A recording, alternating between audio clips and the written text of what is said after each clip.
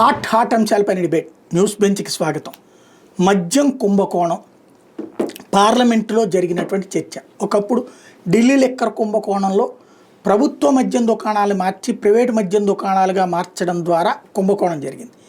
అదే ఆంధ్రప్రదేశ్లో ప్రైవేటు మద్యం దుకాణాలని ప్రభుత్వ మద్యం దుకాణాలుగా మార్చడం వల్ల కుంభకోణం జరిగింది అన్నటువంటి ఆరోపణ తెలుగుదేశం పార్టీ చేస్తోంది. పార్లమెంటు వేదికగా 4,000 కోట్ల రూపాయలు తినేశారంటూ జరిగినటువంటి చర్చ, అలాగే రాష్ట్ర వ్యాప్తంగా ఈ అంశం మీద నడుస్తున్నటువంటి చర్చ. మరొక వైపున గనుల విషయంలో జరుగుతున్నటువంటి రాద్ధాంతం, వీటన్నిటి వెనకాల ఉన్నటువంటి ఉద్దేశాలేంటి, ఏం జరుగుతోంది? ప్రస్తుతం మనతో పాటు ఉన్నారు జన చైతన్య వేదిక నాయకులు లక్ష్మణ్ రెడ్డి. నమస్తే. ఏమంటారు అసలు మద్యం కుంభకోణం? మీరు ఇదివరకు మద్య నిషేధ పోరాట సమితిలో కూడా చేశారు, మద్య నిషేధ ప్రభుత్వ విభాగానికి కూడా మీరు నాయకత్వం వహించారు మద్యం మీద ప్రచారానికి సంబంధించి. మద్యంలో కుంభకోణం జరిగిందనుకోవాలా, జరగలేదనుకోవాలా? అంటే రాష్ట్ర ప్రభుత్వాలు దాదాపు 3 దశాబ్దాల నుంచి మనం గమనిస్తే, ముఖ్యంగా అధికార పార్టీలు మద్యం అమ్మకాలని ఒక ఆదాయ వనరుగా చూడటం, ప్రభుత్వ ఆదాయ వనరుగా చూడటం, ప్రభుత్వ నిర్వహించే రాజకీయ నేతలు ఆదాయ వనరుగా చూస్తున్న పరిస్థితి చూస్తూ ఉన్నాం.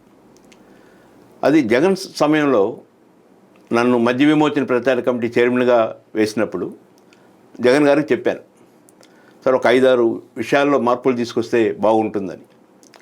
ఒక రిపోర్ట్ తయారు చేసి తీసుకురా, నేను పరిశీలిస్తానన్నాడు. నేను 3-4 రోజుల్లోనే రిపోర్ట్ ఇచ్చాను. ఆ రిపోర్ట్లో స్పష్టంగా చెప్పింది ఏంటంటే, ప్రజలు ఎక్కువ తాగుబోతులుగా మారకను ఉండాలంటే, ప్రజలు ఇంకా వ్యసనపరులుగా మారకను ఉండాలంటే, మద్యం వినియోగం తగ్గాలంటే మద్య వ్యాపారం అనేది ప్రైవేట్ వ్యక్తుల చేతుల్లో కాకుండా ప్రభుత్వం చేతిలో ఉంటే బాగుంటుంది. ప్రభుత్వే మద్యం షాపులు నిర్వహిస్తే, ఒకనాడు ఢిల్లీలో నిర్వహిస్తున్నారు, అలా ఆ మోడల్లో నిర్వహిస్తే ఒక సమయపాలన ఉంటుంది. ఉదయం 10 నుంచి సాయంత్రం 7-8 క్లోజ్ చేయొచ్చు. ఆ తర్వాత వాళ్ళు పనిచేయరు. ప్రభుత్వ ఉద్యోగులు మారిన తర్వాత వాళ్ళు బెల్ షాపులు పెట్టి ఎక్కువ మద్యాన్ని ప్రమోట్ చేయాలనే ఆలోచన వాళ్ళకి రాదు. అందువల్ల అదొక మంచి నిర్ణయం చేయాలని చెప్పాను. రెండవది, మద్య విమోచన ప్రచార కమిటీకి సరైన నిధులు అందించి నిరంతరం మద్యం యొక్క దుష్ఫలితాలని పెద్ద ఎత్తున ప్రచారం చేయాలనేది.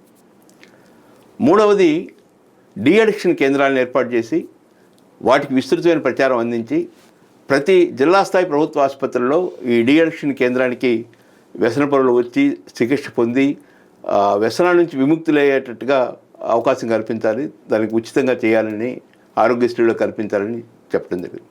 వీటన్నిటికి అంగీకరించాడు. ఆ విధంగానే మద్యం షాపులన్నీ ప్రభుత్వ షాపులుగా మారిపోయాయి. కానీ అక్కడ జరిగిన అవినీతి ఏంటంటే, ఈ ప్రభుత్వ షాపులుగా మారిన తర్వాత ఆ ప్రభుత్వ షాపులకి ఏ బ్రాండ్స్ ఇవ్వాలి, ఏ డిస్టిలరీస్ కొనాలి, ఏ రేటుకు కొనాలి, ఈ నియంత్రణ అంతా కూడా బ్రివరేజ్ కార్పొరేషన్కి ఇవ్వటం.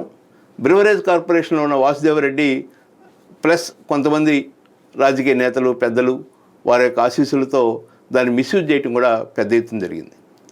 చాలామంది వైకాపాలో ఉన్న పెద్ద నాయకులు గతంలో ఉన్న డిస్టిలరీస్ని వీళ్ళు మళ్ళీ అద్దెకి తీసుకొని, ఉదాహరణకి నంద్యాలలో ఉన్న ఎస్పీవై రెడ్డి వారి డిస్టిలరీస్ని తీసుకోవటం, అట్లా అనేక చోట్ల వారు కూడా విసిగిపోయి అధికారంలో ఉన్న వాళ్ళతోనే కలిసి చేస్తే బిజినెస్ ముందుకెళ్తుందని ఉద్దేశంతో వారు కూడా ఇవ్వటం. సో అక్కడ కొంత అవినీతి జరిగిన మాట వాస్తవం. కానీ మద్యం షాపులు మాత్రం ఉదయం 11 స్టార్ట్ చేయటం, సాయంత్రం 8 క్లోజ్ కావటం అనేది సక్రమంగా జరిగింది. బెల్ షాపులు గతం కన్నా చాలా తగ్గిపోయినాయి. కారణం ఏంటంటే, బెల్ షాపులు ఎందుకు ప్రమోట్ అవుతున్నాయి అంటే, ప్రైవేట్ రంగంలో మద్యం షాపులు ఉన్నప్పుడు వాడు సంవత్సరానికి 85 లక్షల రూపాయలు లైసెన్స్ ఫీజు చెల్లించాల్సి వస్తే, 85 లక్షల రూపాయలు లైసెన్స్ ఫీజు మాత్రమే చెల్లించాలంటే తన షాపులో అమ్మితే సాధ్యం కాదు. అందుకని తన చుట్టూ ఒక బెల్ట్ని తయారు చేసుకొని కొన్ని 40, 50, 100 అలాంటి వ్యక్తుల్ని నియమించుకొని వారు ఈ షాపు నుంచే మద్యం కొనుక్కునేట్టుగా చేసి వారి టర్నోవర్ పెంచుకొని తద్వారా ఆదాయం పొందే ప్రక్రియ. అది ఇప్పుడు ప్రైవేట్ రంగం లేదు కాబట్టి బెల్ షాపులు ఆ మేరకు తగ్గిపోయినాయి. ఒక వ్యక్తి 3 కన్నా ఎక్కువ తీసుకోకూడదని ఒక నిబంధన పెట్టడం వల్ల కూడా కొంతవరకు తగ్గింది. అయినా వస్తున్నాయి, ఎందుకంటే డిమాండ్ ఉంది. గ్రామాల్లో, వెనకబడిన ప్రాంతాల్లో, మద్యం షాపు లేని ప్రాంతాల్లో తాగుబోతులు ఉన్నారు, తాగేవాళ్ళు ఉన్నారు. వారికి సరైన సమయంలో, వారు రాత్రి కావచ్చు, ఉదయం కావచ్చు, ఏకుంజామున కావచ్చు, వారికి ఎప్పుడు మద్యం కావాలంటే అప్పుడు దొరికే అవకాశం ఈ బెల్ షాపుల్లో కొనసాగుతుంది. కానీ జగన్ టైంలో అది బాగా తగ్గిపోయింది. కానీ ఈరోజు పరిస్థితి ఏంటంటే పూర్తిగా ప్రైవేట్ రంగానికి వచ్చేసింది. ప్రైవేట్ రంగంలో ఒక అప్లికేషన్ అమ్మటానికి, అప్లికేషన్ కొనటానికి 1800 కోట్ల రూపాయలు ఖర్చు పెట్టారు. ఇప్పుడున్న అధికార మద్యం షాపులు నిర్వహిస్తున్న వాళ్ళు ఒక్కొక్కరు 5, 10, 50 అప్లికేషన్ కొని ఆ లాటరీలో పాల్గొని 2, 3 షాపుల్ని దక్కించుకున్నారు. ఆ 1800 కోట్లు కూడా ఈ మద్యం వినియోగదారు నుంచి వాళ్ళు పొందాలి. ప్రభుత్వం చాలా ఆనందపడింది 1800 కోట్లు వచ్చిందని. ఇప్పుడు ఈ 10 నెలలు పరిశీలిస్తే సుమారు 20 నుంచి 25 వేల కోట్ల రూపాయలు ఈ రాష్ట్ర ప్రభుత్వానికి మద్యం నుంచి ఆదాయం వచ్చింది. మొన్న ప్రవేశపెట్టిన రాష్ట్ర బడ్జెట్లో ప్రతిసారి రాష్ట్ర బడ్జెట్లో ఎక్సైజ్ ఆదాయం ఎంతో చూపిస్తారు, కానీ మొన్న ప్రవేశపెట్టిన రాష్ట్ర బడ్జెట్లో ఎక్సైజ్ ఆదాయం చూపించాలి. కారణం ఏంటంటే చాలా విపరీతంగా ఆదాయం వచ్చిన పరిస్థితి. అది చూపిస్తే వ్యతిరేకత వస్తుంది, విమర్శ వస్తున్న ఉద్దేశంతో దాన్ని ప్రత్యేకంగా చూపించాలి. ఒక 10 రూపాయల ఉత్పత్తి వేయి ఉండే ఒక మద్యం బాటిల్ని 150 నుంచి 200 రూపాయల దాకా అమ్ముతున్న పరిస్థితి. ప్రపంచంలో ఏ వస్తువు కూడా ఉత్పత్తి వ్యయానికి మించి 2 రెట్లు 3 రెట్లు ఉంటుంది, కానీ 15 రెట్లు 20 రెట్లు ధర పెట్టి అమ్మే వస్తువు ఒక మద్యం మాత్రమే మనకు కనపడుతుంది.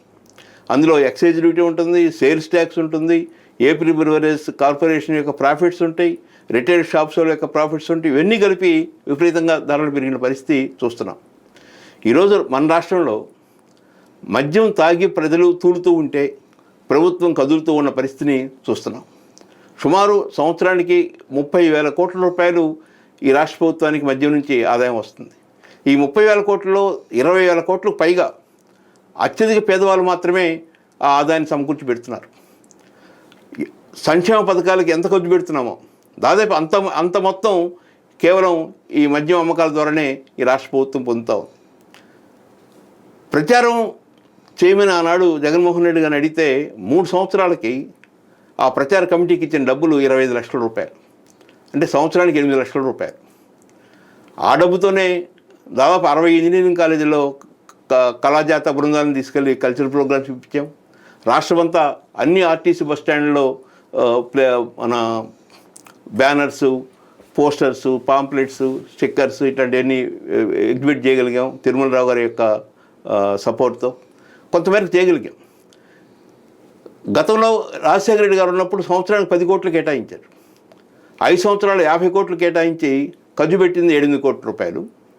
జగన్మోహన్ రెడ్డి గారి టైంలో 3 సంవత్సరాలు 3 పదులు 30 లక్షలు కేటాయించి ఖర్చు పెట్టింది 3 సంవత్సరాలు 25 75 లక్షలు కేటాయించి ఖర్చు పెట్టిన అవకాశం కేవలం 25 లక్షలకే రావటం జరిగింది.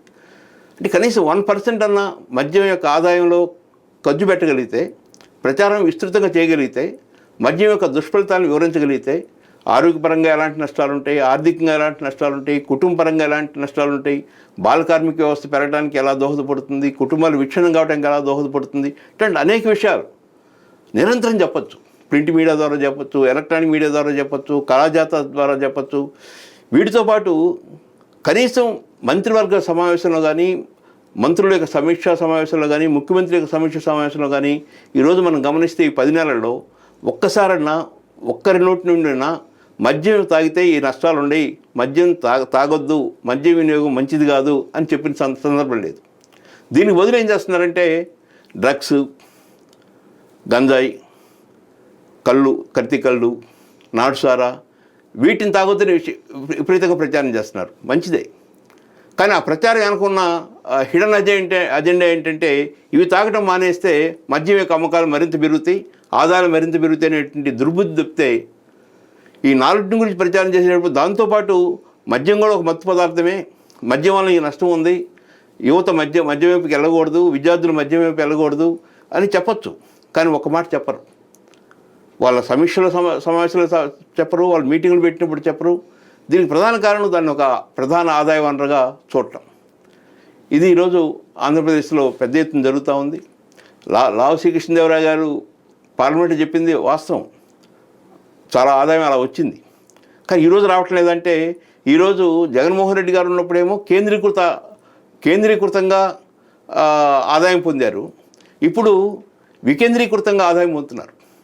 ఈరోజు మద్యం షాపుల్లో వాటాలు లేని వాళ్ళు కానీ, మద్యం షాపుల్లో నెలవారీ కమిషన్ తీసుకోకుండా ఉన్న ఎమ్మెల్యేలు అరుదుగా కనపడతారు. దాదాపు ప్రతి షాప్ ఒకటి ఇవ్వాల్సిందే. ఎందుకు ఇవ్వాల్సి వస్తుంది? వీళ్ళు బెల్ట్ షాపులు నిర్వహించకుండా ఆ వ్యాపారం చేయలేరు. వీళ్ళు ఎంఆర్పి ధరల కన్నా ఎక్కువ ధరకి అమ్మకుండా వ్యాపారం చేయలేరు. వీరు ఉదయం 10 నుంచి రాత్రి 10 గంటల లోపు మాత్రమే వ్యాపారం చేస్తే సరిపోదు. వాళ్ళు 10 అంటే 9ంటికి 8ంటికి తెరవాలి, రాత్రి 10 అంటే 11, 12 దాకా ఉంచాలి. ఇలాంటి అనేక తప్పులు చేస్తారు. కాబట్టి ఆ తప్పులన్నింటినీ చూసి చూడనట్టు ఉండాలంటే అటు ఎక్సైజ్ సిబ్బందికి, ఇటు పోలీస్ సిబ్బందికి వీళ్ళిద్దరి యొక్క సపోర్ట్ పొందాలంటే ప్రజాప్రతినిధులకి, ముఖ్యంగా ఎమ్మెల్యేలకి వాళ్ళు ముడుపులు చెల్లించాల్సిన పరిస్థితి వస్తూ ఉంది.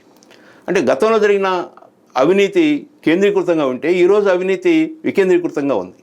అప్పటికన్నా ఎక్కువ ఉంది, కానీ ఇది కనపడదు. ఇది కనపడడానికి కారణం ఏంటంటే ఒక్కొక్క ప్రాంతంలో ఒక్కో రకంగా ఉంటుంది కాబట్టి ఒక్కొక్క ఎమ్మెల్యే ఒక్కో స్థాయిలో ఒక్కో రూపంలో వసూలు చేస్తున్నాడు కాబట్టి అంతగా కనపడదు. అంటే మద్యానికి సంబంధించి ఇవాళ రోజున సరే, గతంలో ఈ డబ్బులు విదేశాలు అంటే కేంద్రీకృతం అంటే ఆ సదరు సంస్థల నుంచి జగన్కి వాళ్ళ బ్యాచ్కి వెళ్ళినట్టు మీరు అనేది అంతే కదా? ఒక జగనే కాదు, జగను ఆ డిస్టిలరీస్ నడిపిస్తున్న రాజకీయ నేతలు, అధికారంలో ఉన్న రాజకీయ నేతలు, పేర్లు చెప్పడం అంత భావ్యంగా ఉండదు. నేను అప్పుడు చైర్మన్గా ఉన్నాం కాబట్టి ఎవరైతే అధికార పార్టీలో బలమైన నాయకులుగా ఉన్నారో, నాయకులుగా ఉండి ఎవరైతే డిస్టిలరీస్ని రెంట్కి తీసుకున్నారో వారు లబ్ధి పొందారు. రాష్ట్ర ముఖ్యమంత్రిగా ఆనాడున్న జగన్మోహన్ రెడ్డి లబ్ధి పొందాడు. సహకరిస్తున్న వాసుదేవరెడ్డి లాంటి వాళ్ళు కూడా లబ్ధి పొందారు. ఇప్పుడు ఆ డబ్బుల్ని విదేశాలకు తరలించినటువంటిది ఈ కుంభకోణం అంతా బయటకు వస్తుంది అనుకుంటున్నారు మీరు? అంటే చాలా డబ్బు నాకు తెలిసి భారతదేశంలో చాలా డబ్బు భూమిలో ఉంటుంది. భూమిలో ఎలా ఉంటుంది? 10 లక్షల రూపాయలు మార్కెట్ విలువ ఉంటే ₹1,00,000కే కొన్నట్టుగా రిజిస్ట్రేషన్ చేయించుకుంటే 9 లక్షలు భూమిలో కనపడుతూ ఉంటాయి. ఎక్కువ డబ్బు పెద్ద పెద్ద నగరాల్లో, పెద్ద పెద్ద ప్రాంతాల్లో భూములు కొని ఆ భూమిలో కొన్న ధరకి మార్కెట్ ధరకి చాలా తేడా ఉంటుంది కాబట్టి అక్కడ నల్లధనం ఉంటుంది. వీటితో పాటు విదేశాల్లో తీసుకెళ్ళడం అనేది రాజకీయ నేతల్లో భారతదేశంలో చాలా అలవాటైపోయింది. ఒకనాడు మోడీ గారు చెప్పారు, కొన్ని లక్షల కోట్ల రూపాయలు విదేశాల్లో వివిధ బ్యాంకుల్లో ఉండి నేను వాటన్నింటిని బయటికి తీసుకొస్తాను, ప్రతి కుటుంబానికి 15 లక్షల రూపాయలు అకౌంట్లో వేస్తానని. కానీ ఈ రోజు వరకు ₹1,00,000 కూడా ఇండియాకి తిరిగి రాలేదు. అవినీతి పరులైన రాజకీయ నేతలు వాళ్ళ స్థాయి పెరిగిన తర్వాత వారు ఇండియాలో దాచిపెట్టడం సాధ్యం కానప్పుడు విదేశాల్లో, విదేశీ బ్యాంకుల్లో, విదేశాల్లో కంపెనీల్లో దాచిపెట్టడం అనేది సహజం. బట్ అవినీతి మాత్రం జరిగిన వాస్తవం అనేది నేను అనుకుంటున్నాను. ఇవాళ ఉన్నటువంటి మద్యంకి సంబంధించినటువంటి పాలసీలు ఇప్పుడు ప్రభుత్వానికి కానీ ప్రభుత్వ పెద్దలకు కాకుండా స్థానికంగా ఉన్నటువంటి మీరు చెప్పినటువంటి ఎమ్మెల్యేలు ఈ కేటగిరీ వాళ్ళే తింటూ ఉంటారా? అంటే ఇక్కడ లాటరీ వేశారు. లాటరీలో కొన్ని వేల మంది పాల్గొన్నారు. ఆ లాటరీ ఎవరికి వచ్చిందో వాళ్ళు అధికార పార్టీ నేతలకి సబ్మిస్గా ఉండాల్సిన పరిస్థితి ఉంది. వారి విధేయతతో, వారి అంగీకారంతోనే ఆ షాపుని నడపగలిగిన పరిస్థితి ఉంది. లేకపోతే నడపలేరు, ఒక్కరోజు కూడా నడపలేరు. కారణం ఏంటంటే పోలీసు సపోర్ట్ ఇవ్వదు, ఎక్సైజ్ వాళ్ళు సపోర్ట్ ఇవ్వరు, అనేక ఇబ్బందులు వచ్చే అవకాశం ఉంటుంది. కాబట్టి వాళ్ళ నేతృత్వంలోనే జరుగుతూ ఉంది. కొద్దిమంది మాత్రమే ఇది తప్పు, ఈ పనిలో మనం భాగస్వామి కాకూడదు అనుకుంటున్నారు. కానీ ఎక్కువ మంది ఎమ్మెల్యేలు వాళ్ళకి వచ్చే ఆదాయం ఇది ఒకటే. ఇది రేషన్ షాప్. రేషన్ షాప్లో 95% మంది వినియోగదారులు ఆ బియ్యం కొనటంలా, ఉపయోగించుకోవటంలా. బట్ తీసుకుంటున్నట్టుగా సంతకం పెడుతున్నారు, తీసుకుంటున్నారు, వెంటనే ₹10కో ₹12కో అమ్ముతున్నారు. ప్రతి ఎమ్మెల్యే మండల స్థాయిలో ఒక ఏజెంట్ని పెట్టుకొని ఆయనకు ఒక గ్రీన్ చైన్ ఏర్పాటు చేసి ఆయన ఆ బియ్యాన్ని కొనుక్కొని మరి ఇంకొకరికి అమ్మటం. ₹10-15 మధ్య కొంటున్నాడు, ₹20 అమ్ముతున్నాడు. ₹20 ఆయన మళ్ళీ కాకినాడ నుంచో ఇంకో చోట నుంచో విదేశాలకు పంపిస్తున్నాడు. ఇంకొక ఆయన రైస్ మిల్కి పంపించి మంచి బియ్యంలో మిక్స్ చేస్తున్నాడు. ఇంకొక ఆయన రైస్ మిల్కి పంపించి దానికి కొంచెం ప్యాకింగ్ మార్చి మళ్ళీ ప్రభుత్వానికే లెవీ రూపంలో చెల్లిస్తున్నాడు. విభిన్న రూపాలు జరుగుతూ ఉంది. ఇది అందరూ తెలిసిన విషయం. రాష్ట్ర ముఖ్యమంత్రి దగ్గర నుంచి కింద వీఆర్ఓ దాకా అందరూ ఇందులో పాత్రధారులు. కానీ ఈ అవినీతి గురించి ఎక్కడ చర్చ జరగదు. కారణం ఏంటంటే ఇందులో అందరూ భాగస్వాములుగా ఉన్నారు. వేల కోట్లు. ఇది నడపడానికి కొన్ని వందల వాహనాలు కొని ఆ వాహనదారుడు ఇళ్ళకెళ్ళి ఇచ్చేటట్టుగా పెట్టున్నారు.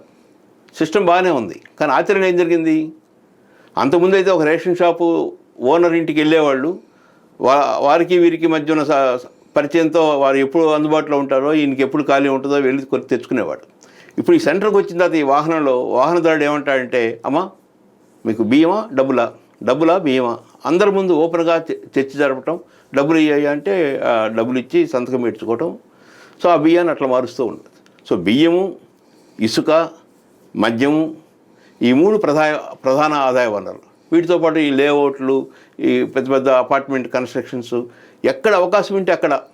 ఎన్నికల ముందేమో మాకు 500 కోట్లు వస్తుంది, 1000 కోట్లు వస్తుంది, మేము 30 కోట్లు ఖర్చు పెట్టగలం, 50 కోట్లు ఖర్చు పెట్టగలం, మాకు పార్టీ ఏమి ఇవ్వనక్కర్లేదు, టికెట్ ఇస్తే చాలు అని ప్రాధాన్యపడటం. గెలిచిన తర్వాత మేము ₹2 వడ్డీకి తెచ్చాము, ₹3 వడ్డీకి తెచ్చాము, ఆస్తులు తాకట్టు పెట్టాము, ఆస్తులు అమ్మాము, ఈ డబ్బులు ఎట సంపాదించుకోవాలి. సో ఈ దృష్టితో ఆ డబ్బుల వేటలో గత ప్రభుత్వం కానీ ఇప్పుడు ఇంకా ఎక్కువైంది. కారణం గతం కన్నా ఎక్కువ ఖర్చు పెట్టారు. రైట్. ఇవాళ కొత్తగా అంటే ఈ డిస్టిలరీస్ స్థాయిలో ఇప్పుడు పై స్థాయి సంపాదన ఉండదా? ఇప్పుడు మీరు ఇందాక చెప్పినట్టు అప్పట్లో వైసీపీ వాళ్ళది, ఇప్పుడు డిస్టిలరీస్ మళ్ళీ ఇండివిజువల్ అయిపోయినాయా, లేదా ఇప్పుడున్న ప్రభుత్వం వాళ్ళకి కూడా వస్తాయా వాటాలు? అంటే ఉదాహరణకి మాగుంట శ్రీనివాసరెడ్డి, ఆయన వాళ్ళ బ్రదరు సుబ్బరామరెడ్డి దక్షిణ భారతదేశంలో ఒక ప్రధాన డిస్ట్రిబ్యూటరు. డిస్టిలరీస్ ఉన్నాయి. మన ప్రకాశం జిల్లాలోని సింగరాయకొండ దగ్గర కూడా ఒక డిస్టిలరీ ఉంది. ఆయన జగన్మోహన్ రెడ్డి టైంలో ఎంపీగా ఉన్నప్పటికీ అప్పుడు ప్రభుత్వం అంటే గత తెలుగుదేశం ప్రభుత్వం దాదాపు 400 కోట్ల రూపాయలు ఆ కంపెనీకి చెల్లించాల్సి ఉంటే, జగన్మోహన్ రెడ్డి ముఖ్యమంత్రి అయిన తర్వాత కూడా ఆ 400 కోట్ల రూపాయలు చెల్లించకపోగా మాగుంట సుబ్బరామరెడ్డి దగ్గర నుంచి సరుకు కొనుక్కోపోవడానికి కారణం ఏంటంటే అతను కమిషన్ ఇవ్వడానికి ఇష్టంగా లేడు. అతను కమిషన్ ఇస్తే దక్షిణ భారతదేశం అంతా ఇవ్వాలి, తెలంగాణలో ఇవ్వాలి, కర్ణాటకలో ఇవ్వాలి, చెన్నైలో ఇవ్వాలి, అనేక చోట్ల ఇవ్వాలి. ఆ కంపెనీకి అలా ఇచ్చే అలవాటు లేదు. అందువలన జగన్మోహన్ రెడ్డి వెళ్ళిపోయేదాకా ఒక్క బాటిల్ కూడా ఆ కంపెనీ నుంచి కొనలేదు.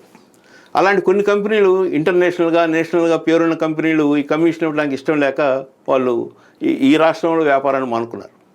కానీ ఇప్పుడు ఎస్పీఐ రెడ్డి లాంటి వాళ్ళ డిస్టిలరీస్ వాళ్ళు నడుపుకోలేక ఉన్న పరిస్థితుల్లో ఈ పార్టీ నేతలు తీసుకొని తద్వారా ₹10 అమ్మే బాటిల్ని ₹20 ప్రభుత్వం చేత కొనిపించి ఆ బ్యాలెన్స్ అమౌంట్ వాళ్ళకి ప్రాఫిట్గా మారుతుంది. ఇప్పుడు కూడా ఆ అవకాశం ఉంది, కానీ గతంలో మేజర్గా ఉంది, ఇప్పుడు మైనర్గా ఉంటుంది. రైట్. అంటే ఇప్పుడున్నటువంటి పరిస్థితుల్లో మద్యానికి సంబంధించి ఇదే విధానం కరెక్ట్గా ఉంటుంది అనుకుంటున్నారా రాబోయే? అంటే జనమేమో 75 లక్షల మంది తాగుబోతులు ఉన్నారు ఆంధ్రప్రదేశ్లో. ఈ తాగే ప్రతి ఒక్కరు కూడా జగన్ మీద వ్యతిరేకతతో కూటమికి ఓటేశారంట. వీళ్ళు ఇప్పుడు సంతోషంగా ఉన్నారనుకోవచ్చా? అంటే ఆనాడు వారు బాధపడింది ఒక కారణం ఏంటంటే క్వాలిటీ మద్యం దొరకటం లేదు, చీప్ లిక్కర్ అనే పేరుతో మరింత చీప్గా మద్యం దొరుకుతూ ఉంది అనేది ఒక ఆరోపణ, కొంత వాస్తవం కూడా. రెండవది బెల్ షాప్స్ అంత ఎక్కువగా లేవు ఆనాడు. అంటే వాడు నిద్ర లేవగానే ఉదయాన్నే ఫోన్ చేయగానే మద్యం దొరికే పరిస్థితి లేదు. అందువల్ల కొంత వ్యతిరేకత ఉంది. వాడు రాత్రి 9ంటికి ఆఫీస్ నుంచి వచ్చి రాగానే మద్యం షాప్కి వెళ్తే మద్యం షాప్ క్లోజ్ చేసి ఉంటుంది, లేకపోతే పెద్ద క్యూ ఉంటుంది. సో అక్కడ అసంతృప్తి వస్తుంది. అంటే ప్రభుత్వ షాపు కావడంతో ప్రభుత్వ ఉద్యోగులుగానే మారిన ఆ సిబ్బంది టైం కరెక్ట్గా మెయింటైన్ చేసేవాళ్ళు. 9ంటికి క్లోజ్ చేయమంటే 8:55కే తాళాలు వేసేవాళ్ళు. సో ఆ అసంతృప్తి, బెల్ షాపులు లేని అసంతృప్తి, క్వాలిటీ మద్యం దొరకలేదని అసంతృప్తి పెద్ద ఎత్తున పెరిగింది. దానివల్లనే నాకు తెలిసి మద్యం తాగేవాళ్ళు, మద్యం ప్రియులు ఎక్కువ మంది వ్యతిరేకంగా మారారు. వీళ్ళతో పాటు కొంచెం ఖరీదైన మద్యం తీసుకునేవాళ్ళు, కొంచెం మంచి మద్యం తీసుకునేవాళ్ళు, ఎక్కువ కాస్ట్లీ మద్యం తీసుకునేవాళ్ళు, వాళ్ళలో కూడా వ్యతిరేకత ఉంది. కారణం ఏంటంటే ఇతర రాష్ట్రాల నుంచి, ఇతర దేశాల నుంచి మద్యం తెప్పించుకునే అవకాశం లేదు. తీసుకొస్తే అది చట్టబద్ధంగా నేరంగా మార్చారు. అందువలన వాళ్ళకి ఒక బ్రాండ్లు అలవాటు అవుద్ది. ఇప్పుడు నాకు నిద్ర లేవగానే ఒక ఇన్స్టెంట్ బ్రూతో కాఫీ తాగే అలవాటు ఉంది. నాకు టీ ఇస్తానన్నా లేకపోతే పాలు ఇస్తానన్నా నాకు అంత నచ్చదు. నా మైండ్ దానికి సూట్ అవుతుంది, దానికి అడిక్ట్ అయి ఉంటా. అట్నే రకరకాల బ్రాండ్స్కి అడిక్ట్ అయిన వాళ్ళు అవి దొరకపోయేలకి వాళ్ళలో కూడా అసంతృప్తి ఉంది. ఇలా రకరకాల అసంతృప్తితో జగన్ వైఫల్యానికి, ఓటమికి ఇది కూడా ఒక ప్రధాన కారణంగా ఉంది. ఒక మద్య విమోచన సమితి కాన్సెప్ట్లో మద్యం అనేది ఇదొక పాయింట్, వాళ్ళకి నిత్యం అలవాటు ఉన్నటువంటి బ్రాండ్ని వాళ్ళకి అందుబాటులో లేకపోతే తాగే క్వాంటిటీ తగ్గుతుంది అన్నటువంటిది ఒక నిబంధన అంటారు. ఎంతవరకు వాస్తవం? అంటే దానివలన పూర్తిగా తగ్గదు. స్లోగా ప్రత్యామ్నాయం కోసం ఎదుర్కొంటాడు, ప్రత్యామ్నాయ మార్గాలు తెప్పించుకోవడానికి ప్రయత్నం చేస్తాడు. దానివల్ల తగ్గటం అనేది జరగదు. గతంలో కూడా జరగలేదు. జగన్మోహన్ రెడ్డి గారి టైంలో కూడా మద్యం వినియోగం ఏమి తగ్గల. మద్యం సప్లై పెరిగింది, వినియోగం పెరిగింది, డిమాండ్ పెరిగింది. కారణం ఏంటంటే అది అడిక్షన్, అదొక వ్యసనం. ఆ వ్యసనాన్ని డీఅడిక్ట్ చేయాలంటే వ్యసన విముక్తి కేంద్రాలను పెద్ద ఎత్తున పెట్టి దానికి ప్రచారం చేసి వాళ్ళ కుటుంబ సహకారంతో, గ్రామ పెద్దల సహకారంతో వాళ్ళని హాస్పిటల్కి తీసుకొచ్చి ట్రీట్మెంట్ ఇప్పించి పర్సూ చేయాలి. ఆ ప్రయత్నం ప్రభుత్వాల్లో లేదు. నేను గత ప్రభుత్వంలో, ఇప్పుడున్న ప్రభుత్వంలో పదే చెప్పాను. మనకు టోల్ గేట్స్ ఉన్నాయి. ప్రతి టోల్ గేట్ దగ్గర వాహనాలు ఆగుతాయి. అక్కడ ఒక బ్రీత్ అనలైజర్ని ఏర్పాటు చేసి శాంపుల్ ప్రతి వాహనాన్ని టెస్ట్ చేయనక్కర్లా, శాంపుల్గా అక్కడ టెస్ట్ చేస్తారనే భయం ఏర్పడితే ఏ వాహనదారుడు మద్యం తాగి వాహనాన్ని నడపలేడు. దానికి అయ్యే ఖర్చు కూడా చాలా సింపుల్, చాలా తక్కువ. కానీ ఆ పని కూడా చేయలేదు. కారణం ఏంటంటే ఈ పని చేస్తే మద్యం వినియోగం తగ్గుద్దేమో, తాగి వాహనం నడిపేవాడు తాగడేమో, తాకపోతే ఆదాయం పడిపోద్దేమో. ఈ ఆదాయం పడిపోద్ది అని చెప్పటం, ఇదో ప్రధాన ఆదాయంగా ఉంటుందని గొప్పగా చెప్పటం, ఇది ఈరోజు ప్రభుత్వాలకి ఒక ఫ్యాషన్గా మారింది. కాకాని మీద ఇవాళ పెట్టినటువంటి కేసు, లేకపోతే విడుదల రజనీ మీద పెట్టిన కేసులు ఎలా చూస్తారు మీరు?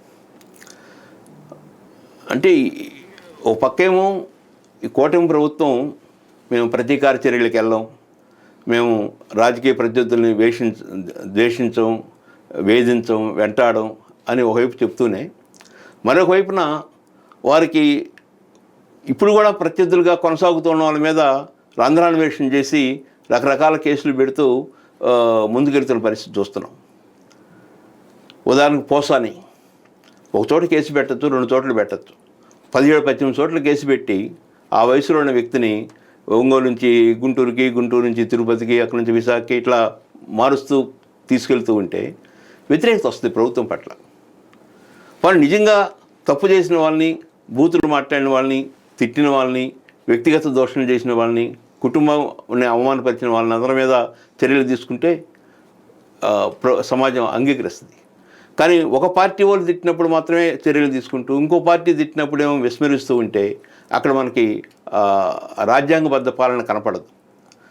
పోనీ ఎక్కువ అవినీతి చేసిన వాళ్ళందరినీ ఇలా శిక్షిస్తున్నారని అనుకుంటే సిద్ధి సాయి ఎలక్ట్రికల్స్ విశ్వేశ్వరరెడ్డి గారు జగన్మోహన్ రెడ్డి టైంలో ఆంధ్రప్రదేశ్లో విద్యుత్ సంక్షోభానికి మూలకారకుడు, విద్యుత్తు కాంట్రాక్టులు అన్నీ దక్కించుకున్న వ్యక్తి. ఒక ట్రాన్స్ఫార్మర్ దగ్గర నుంచి మన స్మార్ట్ మీటర్లు, స్తంభాలు, విద్యుత్ స్తంభాలు ఏవి తీసుకున్నా కూడా 2 రెట్లు, 3 రెట్లు, 5 రెట్లు, 7 రెట్లు అధిక ధరలకు కోట్ చేసి సిండికేట్గా మారి అవి దక్కించుకొని వేల కోట్ల రూపాయలు పొంది పంచి ఈరోజు చంద్రబాబు నాయుడికి కుడిభుజంగా కొనసాగుతున్నాడు. ఆయన మీద కేసులు లేవు, వాటి మీద ఎంక్వైరీ లేదు, అవే ఒప్పందాలు కొనసాగుతున్నాయి. వారి దగ్గరనే ఇప్పుడు స్మార్ట్ మీటర్లు కొంటున్నారు, వారి దగ్గరనే స్తంభాలు కొంటున్నారు, వారి దగ్గరనే ట్రాన్స్ఫార్మర్లు కొంటున్నారు. ఇంకోవైపున అదానీ చాలా ఆంధ్రప్రదేశ్లో పోర్టులు కానీ రకరకాల వ్యాపారాల్లో ఉన్నాడు. అమెరికాలో ఒక చట్టం తీసుకొచ్చి ఆ చట్ట ప్రకారం ఆయన తప్పు చేసాడని చెప్పని ఆధారాలతో కేసు వేసి ముందుకెళ్తున్న సమయంలో ట్రంప్ ఆ చట్టాన్ని రద్దు చేసి ఆ కేసుని తొలగించడానికి ప్రయత్నం చేశాడు. దానికి మోడీ సహకారం, మోడీ వెంటాడటం జరిగింది. ఆదాని మీద ఏమైనా కేసు వేసినా, ఆదాని మీద ఏమైనా చర్యలు తీసుకున్నా మోడీ కోపం వస్తున్న ఉద్దేశంతో ఆంధ్రప్రదేశ్లో జగన్మోహన్ రెడ్డి ఏ ప్రయత్నం చేయలేదు, ఇప్పుడు వస్తున్న చంద్రబాబు నాయుడు కూడా ఏ ప్రయత్నం చేయలేదు.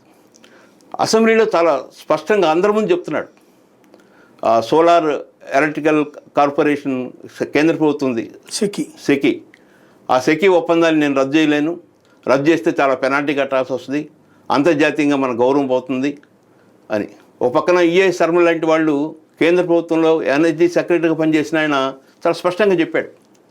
ఒక అవినీతిమయమైన ఒప్పందం, 1750 కోట్లు ఒక ముఖ్యమంత్రికి ఇచ్చానని చెప్తున్న ఒప్పందం, అనేక లోపాలను ఒప్పందం రద్దు చేసిన అధికారం ప్రభుత్వానికి ఉంటుంది. పెనాల్టీ కావాలంటే కొంత ఏదో ఒక రూపంలో కట్టచ్చు. కానీ 25 ఏళ్ల పాటు నష్టపోయే ఒక ఒప్పందాన్ని కొనసాగిస్తున్నాడంటే అది కేవలం మోడీ మీద ఉన్న భయం, ఆదానికి ఏమైనా చిన్న అన్యాయం జరిగినా లేక లాభం తగ్గినా మోడీ కోపం వస్తే కూటమి ప్రభుత్వం దెబ్బతింటుంది అనేటువంటి భయం ఈరోజు మనకు కనపడతా ఉంది. అంటే పెద్ద స్థాయిలో పెద్ద అవినీతి చేసిన వాళ్ళందరినీ రక్షిస్తూ వాళ్ళని కుడి ఎడమూజాలుగా ముందుకు తీసుకెళ్తూ చిన్న తప్పులు చేసిన వాళ్ళ మీద వెంటాడుతూ ఉంటే అది కూడా ప్రజలు గమనిస్తారు. ఇక రాబోయేటటువంటి రోజుల్లో అంటే ప్రతి నెల ఒక 2-3 వైసీపీ సంబంధించిన ప్రముఖుల మీద కేసులు, అరెస్టులు, ఇది పబ్లిక్ కోరుకుంటున్నారు. వాస్తవం గతంలో వాళ్ళు చేసిన వేధింపుల వలన అన్నటువంటి పాయింట్ ఇక్కడ చెప్తున్నారు. ఎంతవరకు వాస్తవం అంటారు? అంటే స్థానికంగా గ్రామాలు ఒక బావిలో కప్పల్లాగా ఉంటాయి. ఆ కప్పకి ఆ బావి చాలా ప్రపంచం. అందులో 100 కుటుంబాలు 200 కుటుంబాలు ఉంటాయి. వాళ్ళ మధ్యలో కులాల వైరుధ్యం, మతాల వైరుధ్యం, రకరకాల వైరుధ్యాలతో విభజింపబడి ఉంటారు. వాళ్ళు ఆ రకంగా ఘర్షణ పడే అవకాశం ఉంటుంది. అది చాలా కొద్దిమందిలో ఆ పరిస్థితి ఉంటుంది. కానీ ఇక్కడేంటంటే ఒక భయపెట్టడం, ఆ భయపెట్టడం ద్వారా మిగతా వాళ్ళందరినీ తమ వైపు తిప్పుకోవటం. చాలా తప్పులు చేసిన వాళ్ళని మనం పార్టీలో చేర్చుకుంటున్నాం కదా, చాలా తప్పులు చేసిన వాళ్ళని మళ్ళీ మంత్రులుగా ఇస్తున్నాం కదా, మన సరసన కూర్చోబెట్టుకుంటున్నాం కదా. గతంలో జగన్మోహన్ రెడ్డి పాలనలో మంత్రులుగా పనిచేసిన వాళ్ళు, రకరకాల స్థాయిలో పనిచేసిన వాళ్ళని తీసుకుంటున్నాం కదా. వాళ్ళు కూడా చాలామంది తప్పులు చేసిన వాళ్ళు ఉన్నారు కదా. ఇవన్నీ ప్రజలు ఆలోచిస్తూ ఉంటారు. నువ్వు కేసు పెట్టచ్చు, భయపెట్టచ్చు, అరెస్ట్ చేయొచ్చు, జైలుకి పంపచ్చు. దీనివల్ల జరిగే మంచి పరిణామం ఏంటంటే ఇప్పుడున్న అధికారంలో ఉన్న పార్టీ నేతలు కానీ, అధికారంలో ఉన్న ప్రజాప్రతినిధులు కానీ మనం కూడా ఇలాగే తిడితే, ఇలాగే అవమానపరిస్తే, ఇలాగే ఇబ్బంది పెడితే నెక్స్ట్ వచ్చే ప్రభుత్వం కూడా మన మీద ఇలాంటి చర్యలు తీసుకుంటుందనే ఒక భయాన్ని కల్పించడానికి ఉపయోగపడుతుంది. కానీ ఇదే పదే నిరంతరం చేస్తూ ఉంటే ప్రజల్లో గమనిస్తుంటారు. ప్రజలు ఇక్కడ ఏం జరుగుతుంది, అక్కడ ఏం జరుగుతుంది, అతను ఎలా ఉన్నాడు, ఇతను పార్టీ మారంగానే సచ్యులుడయ్యాడా. ఇప్పుడు బీజేపీ చాలామంది నాయకుల్ని చేర్చుకుంటుంది. గతంలో సుజనా చౌదరిని, టీజీ వెంకటేష్ని, సీఎం రమేష్ని, ఆదినారాయణ రెడ్డి, ఇట్లా అనేక మంది చేర్చుకుంది. ప్రజలు ఏమనుకున్నారు, ఇది ఒక రక్షణ కవచంగా మారింది. బీజేపీలు జరిగితే బ్యాంకు రుణాల మీద ఇక వెంటబట్ట ఉండదు, అవి మాఫీ అవుతాయి, అది ఏదో రకంగా సెటిల్మెంట్ చేసుకోవచ్చు. ఒక 10,000 కోట్లు చెల్లించాల్సి వస్తే ఒక 500 కోట్లు చెల్లించి సెటిల్మెంట్ చేసుకునే అవకాశం ఉంటుంది. సో ఇలాంటివి ఇంతకుముందు ఏదో పెద్ద నిష్ణాతులకి, బాగా విద్యావంతులకి మాత్రమే తెలిసిన ఈ విషయాలు ఈరోజు గ్రామాల్లో టీ స్టాల్ దగ్గర కూడా చర్చించుకుంటున్నారు. ఫైనల్గా ఒకటి చెప్పండి, ఈ పరిస్థితుల్లో మార్పు వస్తుందా, ఇదే ఇంకా కొనసాగుతుంది అనుకుంటున్నారు? ఏ విషయం? ఇప్పుడు జరుగుతున్నటువంటి ఈ వేధింప, లేకపోతే కేసుల, లేకపోతే ఇవి మారి క్రమంగా అంటే రాష్ట్రంలో సంపద సృష్టి వైపుకి మేము వెళ్తున్నాం అంటున్నారు. P4 లాంటి వాటి ద్వారా తీసుకొచ్చి పేదలను ఒక ధనవంతులుగా చేస్తున్నాం. అట్లాగే అమరావతిలో భారీగా సంపద సృష్టించేటటువంటి కేంద్రం కింద తయారు చేస్తున్నాం. ఇట్లాంటిది వచ్చేస్తే అప్పుడు అంటే అభివృద్ధి వైపుకి వెళ్ళిపోతే ఇవన్నీ మర్చిపోయే అంశం వైపుకుంటుంది. అంటే ఈ వేధింపులనే కార్యక్రమాలు కొనసాగిస్తూ ఉంటే అభివృద్ధి జరగదు. ఆంధ్ర రాష్ట్రంలో పెద్ద ఎత్తున పారిశ్రామికవేత్తలు ముందుకు వచ్చి పెట్టుబడి పెట్టే అవకాశం ఉండదు. ఇక్కడ ఘర్షణ వాతావరణం ఉంది. ఇక్కడ ఇంత వేధించే వాళ్ళు రేపు అధికారంలోకి వస్తే వాళ్ళు మళ్ళీ మనల్ని వేధించరా, ఇలాంటి అనుమానాలు ఎక్కువ వస్తూ ఉంటాయి. ఒక సమాజంలో పెట్టుబడులు పెరగాలన్నా, పరిశ్రమలు అభివృద్ధి కావాలన్నా, ఉద్యోగ అవకాశాలు పెరగాలన్నా అక్కడ ఒక శాంతియుత వాతావరణం, ఒక ప్రజలు ఐక్యంగా ఉన్నారనే వాతావరణం, మన పెట్టుబడులకి ఎలాంటి ఇబ్బంది జరగదనే వాతావరణం కలగాలి. ఆ ప్రయత్నం జరగాలి. ఆ ప్రయత్నం జరగకుండా వెంటాడి వేధిస్తూ రోజు ఏదో కేసులు పెడుతూ ఉంటే అటు పోలీస్ యంత్రాంగం కానీ, అటు కోర్టులు కానీ, లాయర్లు కానీ అందరూ ఈ చుట్టే తిరుగుతూ ఉంటే ఇంకా పరిపాలన ఎలా ముందుకు వెళ్తుంది? అమరావతి లాంటి చోట నువ్వు 70-80 వేల కోట్ల రూపాయలు అప్పులు చేసి ఓ పెద్ద మహానగరాన్ని అక్కడ సృష్టిస్తానని, అతిపేద రాష్ట్రం, అత్యధిక అప్పులున్న రాష్ట్రం, అప్పులు దొరకని పరిస్థితిలో ఉన్న రాష్ట్రం, అప్పులు బడ్జెట్ ప్రకారం పొందడానికి వీల్లేని రాష్ట్రం, ఇన్ని వేల కోట్ల రూపాయలు అప్పు తీసుకొచ్చి 40 అంతస్తులు 50 అంతస్తులు ఐకాన్ బిల్డింగ్లు, పెద్ద పెద్ద హైకోర్టుకి 40-50 అంతస్తులు, సచివాలయానికి, అసెంబ్లీకి. నేను అమెరికాలో చూశాను చాలా రాష్ట్రాలకు వెళ్ళి. అక్కడ రాజధానులు చాలా సింపుల్గా ఉంటాయి. చిన్న నగరాల్లో రాజధానులు ఉంటాయి. 200-300 ఎకరాలలో విస్తీర్ణంలో రాజధానులు నిర్మిస్తారు. అంత పెద్ద అగ్రరాజ్యం, ప్రపంచంలో అత్యధిక ధనవంతులు ఉన్న రాజ్యం అది. అక్కడే అంత చిన్న రాజధానులు కొనసాగిస్తూ ఉంటే మన రాష్ట్రంలో అమరావతి మంచిది, అమరావతిలో ఉండాలి, అమరావతిని అభివృద్ధి చేయాలి. కానీ దానికోసం విపరీతంగా ఖర్చు పెట్టాల్సిన అవసరం లేదనేది నేను అనుకుంటున్నాను. రైట్. ఒకటి ఫైనల్గా ఈవేళ మైనింగ్ లాంటి వాటిట్లలో సాధారణంగా ఇప్పుడు ఒక పక్కన నెల్లూరు జిల్లాలో ఆగిపోయినాయి అని చెప్తున్నారు. ఇప్పుడు మైనింగ్ లాంటి దాంట్లో కాకాని మీద కేసు పెట్టున్నారు. మైనింగ్ అనేటటువంటిది ప్రభుత్వం ఎందుకు చేయదు? అంటే ఒకప్పుడు మైనింగ్ ప్రభుత్వం చేస్తుండేది. రాజకీయ నాయకులు మంచిగా ఉన్నప్పుడు, అధికారులు మంచిగా ఉన్నప్పుడు మైనింగ్ చేసి అటు గోల్డ్ కానీ ఇంకోటి రకరకాల వస్తువులు. కానీ చిన్నగా ప్రభుత్వం యొక్క పాత్రను తగ్గించుకుంటూ ప్రైవేట్ రంగానికి వాటిని ఇవ్వటం జరిగింది. ఈరోజు ఆంధ్రప్రదేశ్లో మైనింగ్ అనేది లోకేష్ బాబుకి తెలియకుండా, ఆయన అనుమతి లేకుండా రాష్ట్రంలో ఎక్కడా మైనింగ్ అనేది ఎవరూ పొందలేని పరిస్థితి వచ్చేసింది. అంటే కేంద్రీకృతం అయిపోయింది. అదొక పెద్ద సోర్స్ ఆఫ్ ఇన్కమ్ అయింది. దానివల్ల ఇప్పుడు గతంలో జగన్మోహన్ రెడ్డి గారి టైంలో అదే జరిగింది. ఎవరైనా ఇండిపెండెంట్గా మైనింగ్ కొనసాగించాలనుకుంటే ఆఫీసులు వెళ్ళి నీకు 150 కోట్ల రూపాయలు పెనాల్టీ వేసాము, వారం రోజులు కట్టండి లేకపోతే క్లోజ్ చేయండి అని చెప్పేవాడు. సో ఆయన వెళ్ళి పెద్దిరెడ్డి రామచంద్రారెడ్డికి వెళ్ళిన తర్వాత 150 కోట్లు 1.5 కోట్లు చెల్లించేట్టు ఏదో సంథింగ్ అలా జరిగేది. ఇప్పుడు అదే పరిస్థితి కొనసాగుతూ ఉంది. దానికి కారణం ఏంటంటే ఈ సోర్స్ ఆఫ్ ఇన్కమ్ అటు కేంద్ర స్థాయిలోనూ ఇటు నియోజకవర్గ స్థాయిలోనూ ఎక్కడ అవకాశాలు ఉంటే అక్కడ అవకాశాలన్నింటినీ అందిపుచ్చుకొని దాన్ని డబ్బుగా మార్చుకొని ఆ డబ్బుతో మళ్ళీ పరిపాలన చేయాలనేటువంటి ఉద్దేశం. ఈరోజు జగన్మోహన్ రెడ్డి ఇంత స్థాయిలో అభివృద్ధి చెందాడు, ఇన్ని డబ్బులు ఉన్నాయి కాబట్టి మనం కూడా అంత డబ్బు సంపాదిస్తే కానీ మనం భవిష్యత్తులో ప్రత్యర్థిని పోటీలో నిలబడలేమనేటువంటి భయం ఏర్పడుతూ ఉంది. దాంతో డబ్బు సంపాదనే చాలా ప్రధాన పాత్ర పోషిస్తుంది. పైకి ఏం చెప్తున్నాం మనం, P4 అంటున్నాం, లేకపోతే అసలు ఇల్లు లేని వాళ్ళు లేకుండా అందరికీ ఇల్లు అందిస్తామని చెప్పడం చాలా మంచి మంచి మాటలు చెప్తున్నాం. కానీ ఆచరణలో చూస్తే ఆ వైపు అడుగులు పట్టడం లేదు. గత 10 నెలల్లో ఆంధ్రప్రదేశ్లో ఇరిగేషన్ ప్రాజెక్ట్స్కి 100 కోట్లు కూడా ఖర్చు పెట్టాల. 10 నెలల కాలంలో ఒక ఇరిగేషన్ ప్రాజెక్ట్ ముందుకు పోవటానికి పెట్టిన కొద్దిపాటి ఖర్చు కూడా అక్కడ జీతపద్యాలు, వాటి మెయింటెనెన్స్, వీటికి పెట్టిన పరిస్థితి తప్పితే అంత మించి పెట్టే పరిస్థితి లేదు. అందుకనే కాళేశ్వరం ప్రాజెక్ట్ లాగా, భగీరథ ప్రాజెక్ట్ లాగా ఏడుగొండ అలాంటి ఒక పెద్ద ప్రాజెక్ట్ వస్తే 10,000 కోట్లు, 1,00,000 కోట్లతోనో 90,000 కోట్లతోనో ఒక ప్రాజెక్ట్ తీసుకొస్తే ఓ 10% కమిషన్ తీసుకుంటే 9,000 కోట్లు 10,000 కోట్లు వస్తాయి అప్పనంగా అనేటువంటి ఆలోచన చూస్తున్నారు తప్పితే దాన్ని మించి గోదావరి బనకచర్ల ప్రాజెక్ట్ ఏంటి, ఈ అప్పుల రాష్ట్రంలో, ఈ అప్పులు దొరకని రాష్ట్రంలో, ఇంత పేదరికంలో ఉన్న రాష్ట్రంలో, ఇంత నిరక్షరాస్తున్న రాష్ట్రంలో ఇప్పటికే 30-40 ప్రాజెక్టులు పెండింగ్లో ఉండి ఏమాత్రం నిర్మాణం ముందుకు పోగా గత 40 ఏళ్ళ నుంచి ఒక్క ఇరిగేషన్ ప్రాజెక్ట్ పూర్తి కాల.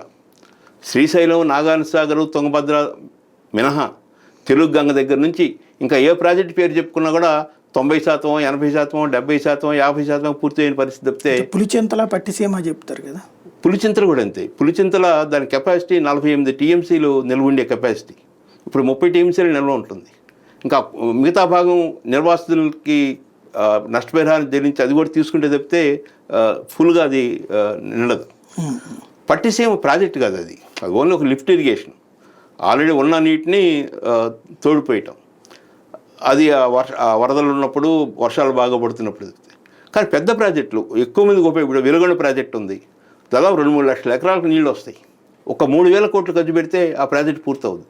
ఇలాంటి ప్రాజెక్టులు పూర్తి చేయకుండా ఒక 89,000 కోట్లు ఎంతో ఖర్చు పెట్టి ఇక్కడ నుంచి 3-4 లిఫ్ట్లు పెట్టి 2-3 చోట్ల రిజర్వాయర్లు కట్టించి రాయలసీమకి నీళ్ళు అందిస్తా అని చెప్తున్నాడు. సంవత్సరానికి 12,000 కోట్ల రూపాయల లాభం వస్తుందని చెప్తున్నాడు. లాభం ఎలా వస్తుంది? పబ్లిక్ ప్రైవేట్ పార్ట్నర్షిప్తో. అంటే ప్రభుత్వం ఖర్చు పెట్టుద్ది, ప్రైవేట్ ఎవరు ఖర్చు పెడతారు, ఇద్దరు కలిసి ఆ ప్రాజెక్టుని పూర్తి చేస్తారు. ఆ ప్రైవేట్ వ్యక్తులు ఆ నీటిని పొలాలకు పంపించేటప్పుడు ఒక మీటర్ పెట్టి ఎకరాకింతనో లేకపోతే నీటికింతనో ఎన్ని నీరు వదిలితే అంత డబ్బు వసూలు చేసి ఆ ప్రాజెక్ట్ని తీసుకొస్తారని. ఇది ఆచరణ సాధ్యం అవుద్దా? రైతులు ఇప్పటివరకు అలవాటు పడ్డారు. అది నాగార్జున సాగర్ కావచ్చు, లేక శ్రీశైలం కావచ్చు, రకరకాల ప్రాజెక్టుల నుంచి నీరు ఉచితంగా పొందుతున్నారు. రేపు మీటర్లు పెట్టి నీరు కావాలంటే రైతులు ఆనందిస్తారా, ఇష్టపడతారా? అంటే ఇటు పెద్ద పెద్ద భ్రమలు. 2047 గురించి మాట్లాడుతున్నాం. నీకు 2029 దాకా అధికారం ఇస్తే 2029 దాకా అధికారాన్ని ఉపయోగించి ఏం చేస్తామని చెప్పకుండా 2047 గురించి చెప్తూ ఉంటే ఎట్లా? మనం చూశాను ఇంతకుముందు కేసీఆర్ గారు ఏదైనా ముఖ్యమంత్రిగా ఉండి అక్కడక్కడ ముఖ్యమైన ఫంక్షన్స్కి వెళ్ళినప్పుడు కేసీఆర్ కొడుకు కేటీఆర్ కొడుకు ఇంకొక బుడ్డబ్బాయి ముగ్గురు కనపడుతుండేవారు ప్రభుత్వ కార్యక్రమాల్లో, పెద్ద పెద్ద కార్యక్రమాల్లో ఇప్పుడు కూడా దాదాపు అదే దృశ్యాలు కనపడుతూ ఉన్నాయి. అంటే ఒక వారసత్వంగా ఈ రాజకీయాలు ముందుకు తీసుకెళ్ళాలి, నాకన్నా పోటీదారుడు ఇంకెవరు ఉండకూడదంటే ఆ స్థాయిలో సంపాదించాలి, ఆ స్థాయిలో మీడియాని మేనేజ్ చేయాలి, ఆ స్థాయిలో ప్రత్యర్థులను మేనేజ్ చేయాలి అనే దృక్పథం పెరుగుతూ ఉంది. ప్రజలకు మేలు చేద్దాం, మంచి చేద్దాం ఆ తపన ఆనాడు నాకు ఒక మిత్రుడు చెప్తున్నాడు. ఎన్టీ రామారావు రాకముందాక ఉన్న ముఖ్యమంత్రులు ఎవరిని తీసుకున్నా వాళ్ళ కొడుకులు కానీ వాళ్ళ మనవళ్ళు కానీ వారి యొక్క ఆస్తులు, వారి యొక్క సంపద, వారి యొక్క ఆదాయాలు గమనిస్తే ఒక సామాన్య మానవుడు, ఒక మధ్యతరగతి మానవుడు ఉన్న స్థాయిలో ఉన్నారు. రామారావు దగ్గర నుంచి ఈరోజు వరకు వస్తున్న ముఖ్యమంత్రుల పేర్లు చూసుకుంటే వాళ్ళందరూ అత్యున్నత స్థాయిలో ఆదాయాలు కానీ సంపద కానీ కలిగి ఉన్న పరిస్థితి చూస్తున్నాం. అంటే అంత మార్పు వచ్చింది రాజకీయాల్లో అనేది ఈరోజు మనం గమనిస్తున్నాం. థ్యాంక్ యూ వెరీ మచ్ అండి. ఇది పరిస్థితి. మొత్తం మీద లిక్కర్ కుంభకోణం అన్నటువంటిది అయితే ఖాయం. కాకపోతే ఈనాడు కూడా అది కొనసాగుతున్నది అన్నది నిజం. ప్రభుత్వాలు అన్నటువంటిది మారుతున్నాయి కానీ ప్రజలని మద్యం విషయంలో పిండేయటం అన్నది మాత్రం తప్పట్లేదని చెప్తున్నారు.